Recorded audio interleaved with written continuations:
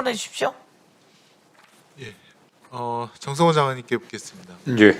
김남희 의원님께서 말씀하셨듯이 있을 수 없는 일이 벌어졌고 그 수사 과정에서 또 왜곡되는 사례도 있었는데요. 근데 그 수사와 기소라는 권한이 집중되는 경우에 오용이라든가 남용의 가능성이 있어서 저희가 수사 기소를 분리하는 새로운 사법 체계를 지금 앞두고 있습니다. 또한 수사하는 그런 기관들 사람들은 항상 오남용의 유혹에 시달리기 때문에 그러지 말라고 저희가 법 왜곡죄를 신설해서 통과시킨 거 아니겠습니까? 그 법 왜곡죄 조항에 보면 사건에 관한 증거를 인멸하거나 은닉하는 경우에도 해당이 됩니다. 이 광주에서 발생한 이 건도 법 왜곡죄 대상이 된다고 저는 보여지는데 지금 그렇게 입건을 해서 진행하고 있는지 답변해 주실 수 있습니까? 예. 그런 지금 법 왜곡죄로 뭐 입건해서 조사한다는 얘기 제가 보고받은 바 없고요. 어쨌든 법 왜곡죄로 입건한다고 해도 이거는 경찰에서 해야 될 일 아니겠습니까? 네. 어쨌든 입건하는 건 검찰의 권한은 아닌 것 같은데 어쨌든 저희들이 확인해 보겠습니다. 예. 어쨌건 이 건은 사건에 관한 증거를 인멸해서 정말 그 억울한 피해자를 두 번이나 그 또 유족에게 큰 상처와 그런 회한을 준 건데요. 그래서 법 왜곡죄를 저희가 이제 신설을 한 거고 지금 고민은 법 왜곡죄 공소시효에 있어서 그 담당 수사관이 재직 중에는 공소시효를 정지해야 되는 것이 아닌가 이런 것까지 지금 생각이 나게 만드는 사건이 지금 발생을 한 겁니다. 이것에 대해서도 저희가 법사위에서 혹은 법안일소위에서 깊은 고민을 해야 된다라고 생각이 되고요. 두 번째는 저희가 이제 수사 기소를 분리하되 중수청을 만든 것은 거기에 검찰 그리고 경찰 출신들이 와서 좀 서로 긴장 상태에서 견제도 하고 공정하게 수사를 하라는 취지도 포함되어 있습니다. 그런데 중수청에 검사 혹은 검찰 공무원들이 많이 지원을 해서 경찰 쪽 공무원들과 함께 그렇게 근무를 하는 것이 저는 바람직하다고 보여지는데 그런 방향으로 지금 진행이 되고 있는지 그에 대한 그 법무부 장관님의 어떤 의견을 좀 묻습니다. 지금 일선 검찰의 상황은 제가 정확히는 모르지만 이제 법무부에 나와 있는 검사들에게는 가능한 한 많은 검사들이 중수청으로 갔으면 좋겠다는 제 의견을 계속 피력하고 있습니다. 왜냐하면 중수청이 수사에 대한 대상인 범죄들이 중대하고 어려운 범죄들 아니겠습니까? 국가 전체에 영향이 큰 범죄들이기 때문에 법률 전문가이고 수사 전문가인 검사들이나 검찰 수사관들이 많이 갔으면 좋겠다라는 이야기를 많이 하고 있습니다. 예, 네. 그리고 오늘 의사일정 60이랑 문희석 의원이 대표 발의한 그 형사소송법 일부 개정 법률안을 보면 수사기관이 고소 고발인 및 피해자 등에 대해서 수사 진행 상황 등을 중간중간 통지하고 또 검사가 공소 제기를 했는지 또 공소 제기 후에 공판 일시 장소 재판 결과 등을 피해자 등의 신청이 없더라도 신속하게 통지한다. 이게 사실은 이제 정보의 투명성, 공개성을 갖다가 담보하는 건데 이것도 굉장히 그 중요한 법안, 그러니까 법률 개정 내용이라고 보여지는데 어떻습니까? 저는 뭐 입법 취지에 전적으로 공감합니다. 예. 근데 이런 것을 위해서는 이게 실효성 있게 움직이기 위해서는 수사 과정, 그다음에 증거라든가 자료들이 전부 다 킥스라든가 어디에 다 전산화되어야 되는 것이 전제되어야 된다. 저는 이렇게 생각이 네, 됩니다. 그렇습니다. 네네.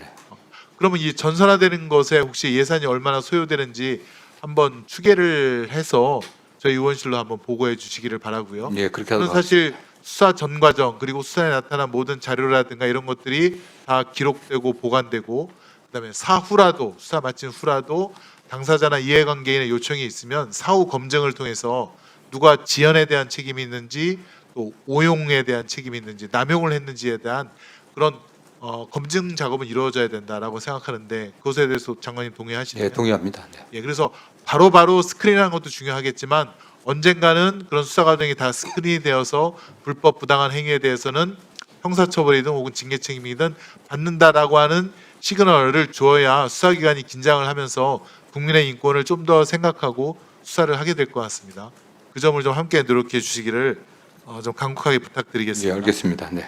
그다음에 지금 주식시장 정상화를 위해서 저희가 여러 가지 상법 개정을 했고 지금 그런 것들이 이제 효과가 나타나기 시작하는데 또 한쪽으로 의견을 들으면 배임죄 구성 요건의 추상성, 모호성 때문에 지금 이제 새로운 신규 투자라든가 대전환이 필요한 때 좀 기업하는 분들 또 이사들이 좀 주저주저 항상 법률적인 검토를 하고 있다. 근데 법률적으로 검토를 하면 다 자문하는 사람들이 항상 그러지 않습니까? 이거 우려가 있다, 뭐 조심해야 된다. 그러니까 예, 2분 더 드리십시오. 그래서 그 부분이 항상 걸린다고 합니다. 그 부분이 이 배임죄를 구성 요건을 좀 명확하게 하거나 혹은 상법상 특별 배임죄는 삭제돼야 되지 않느냐, 폐지돼야 되지 않느냐, 저는 그런 생각을 갖고 있는데 혹시 장관님의 의견 있으십니까? 저희 그 법무부에서도 거의 뭐 1년에 지난해 뭐 이때쯤부터 시작을 해갖고 배임죄에 관해서 많은 연구를 하고 있고요. 어느 정도 안은 일단 크게 나와 있습니다. 배임죄를 폐지하고 별개의 그 독립된 그 특별법을 만드는 안도 있고 아니면 배임죄 규정을 갖다 좀 명확하게 하는 안이 있는데 최종적으로 지금 저희 용역도 좀 마무리 단계에 있기 때문에 결과가 나오면 국회에도 보고를 하도록 하겠습니다. 또 어차피 최종적인 안이 나오면은 또 정부 내에서 협의를 거쳐갖고 또 국회에 보고를 해야 되기 때문에 입법 준비를 위해서 저희들 그 준비를 좀 하고요. 어쨌든 결과 나오는 대로 바로 국회에 보고를 하도록 하겠습니다. 네. 예. 그리고 이제 배임죄가 이게 이제 예컨대 그 지방자치단체장까지 확대되는 경우가 지금 보이는데요.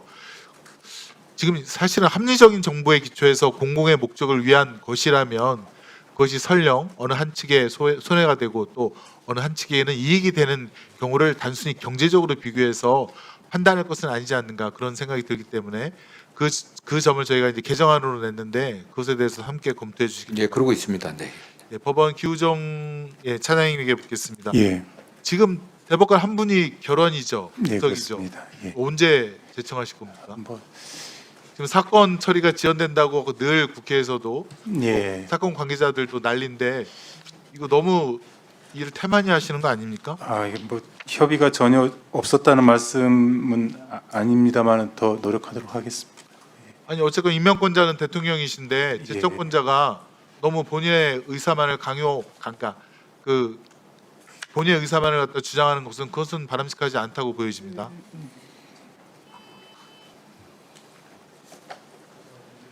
네, 1분만 더 주십시오.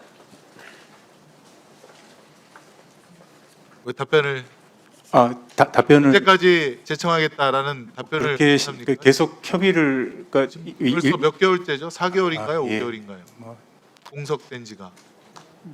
벌써 그렇게 됐습니다. 예, 4개월째 됐는데요. 예, 계속 노력하겠습니다. 그다음에 다른 건데요. 집단 소송제에 대해서 묻겠습니다. 지금 집단 소송제가 저희 법사위에서 논의가 되고 있는데 제가 네. 우려하는 거는 국가기관이나 지방자치 단체의 경우에도 이런 개인 정보가 유출될 가능성이 충분히 있습니다. 그런 경우에 집단 소송제를 통해서 근데 손해배상의 그 대상자가 확대되거나 하면 범위가 넓어진 경우에 이 지자체의 그런 재정 파산까지 이를 수도 있는 게 아니냐 이런 좀 우려가 있는데 그런 거에 대한 검토는 어떻습니까? 그 집단 소송제에 관해서 소위에서 행정처가 드린 의견은 방금 말씀하신 부분까지는 사실 지금 검토가 안 되어 있고요. 소급표 부분에 관해서 좀 우려를 했었습니다. 그 부분에 관해서도 저희가 법안이 나오면은 정식으로 검토를 하도록 하겠습니다.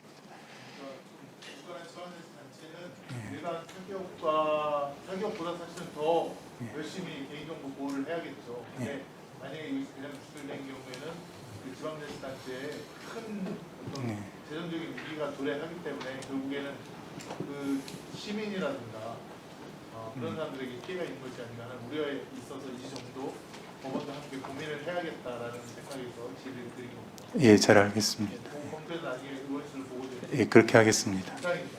예, 수고하셨습니다. 혹시 더 토론하실 위원님 계십니까?